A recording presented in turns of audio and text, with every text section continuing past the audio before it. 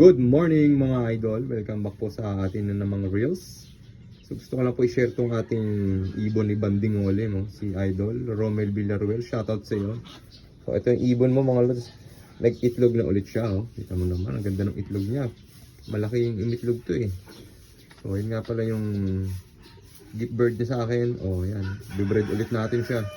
So bali ito nga pala yung nanay ng ating second overall 2 years ago. Ayan, sana ulitin natin ang breed sa kanya. Medyo sawi tayo ngayong taon mga lods.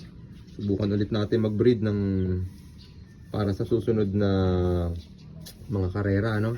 So gamit ulit natin tong ibon ni Romel Villaruel. So ayan, ito yung mga linyada niya ng Banderwegen, Bandenbroek.